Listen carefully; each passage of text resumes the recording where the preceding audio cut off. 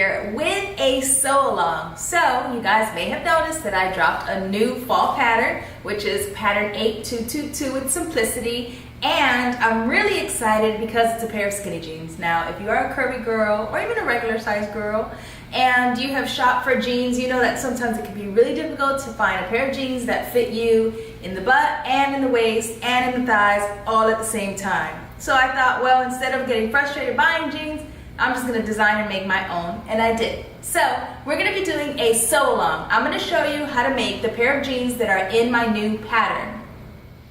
So one of the really cool things about my pattern is that we have backs for the curvy girl, the regular, and a slim fit. So you get to choose depending on your body type. So this is how it's gonna work. This video is going to be short. We're going to talk about the pattern, we're going to talk about the size you should cut, the fabric you need, and all of the supplies that you need for the next several weeks. And then every Wednesday, I'm going to post a new video with some more steps until we completely finish our jeans. So it won't be overwhelming, we'll do it step by step. Now, aside from the usual scissors and pins, chalk, and any marking tools you need, you're also going to need my pattern. You're going to need some denim buttons or jean buttons, some jean rivets. This package comes with the tool to apply the rivets, so it's kind of handy. Some denim needles, and a metal zipper. Now in the introductory post that is already on the blog and linked in this blog post, I gave a bunch of links to options for fabrics. Now in the back of the pattern envelope, it tells you how many options you have for fabric choices, and it also gives you a stretch guide so that you can see if your denim fabric or stretch twill or stretch woven has enough stretch for this pattern. And I'm going to show you how to test for that now. I'm going to use just this little piece of fabric that I have, but when you buy your fabric, or if you're at the fabric store and you picked up the pattern and you just want to make sure, from this arrow to this arrow is where you want your fabric to stretch. So I put my fabric on the one arrow, and then on cross grain I pull to make sure that it reaches and that there's plenty of stretch. This fabric has a nice amount of stretch. You want to make sure that you have at least 3 to 5% stretch in, or spandex lycra in your fabric, whichever one you choose, whether it's a stretch woven or an actual stretch denim, just so that it fits comfortably and hugs your body nicely. Now let's go over all of the pattern pieces that you need to have cut.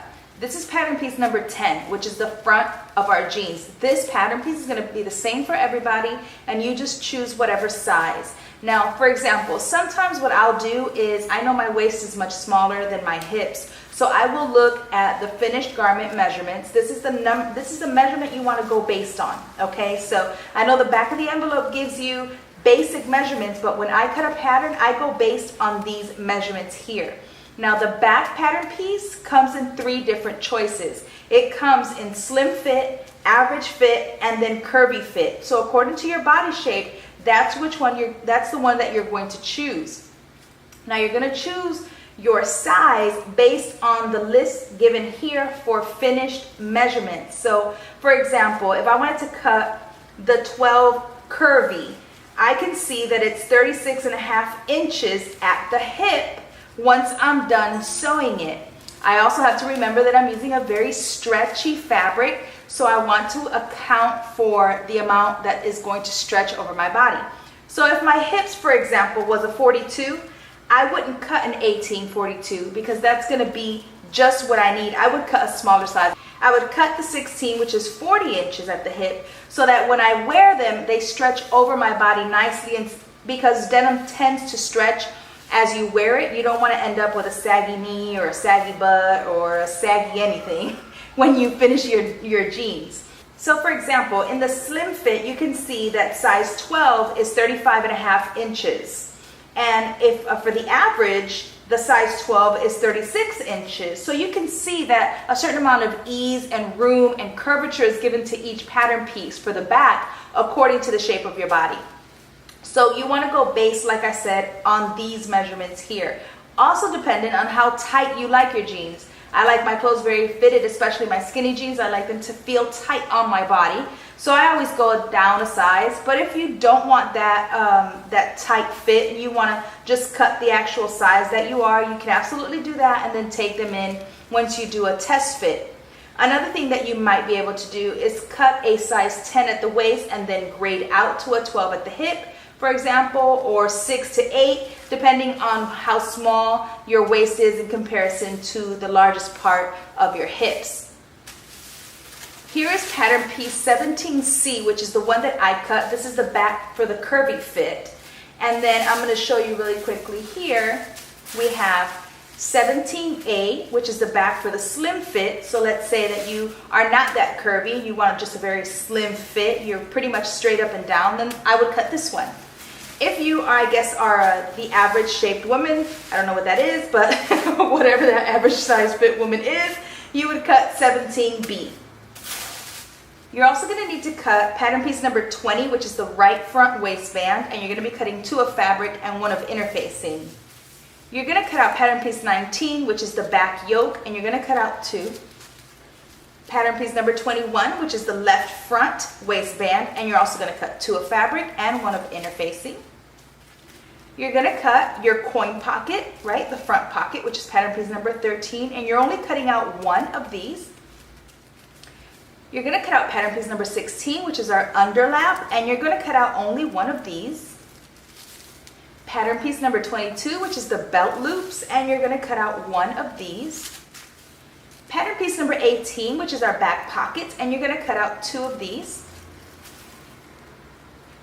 You're going to cut out the fly front, which is 2 pieces, so you're going to cut out 2.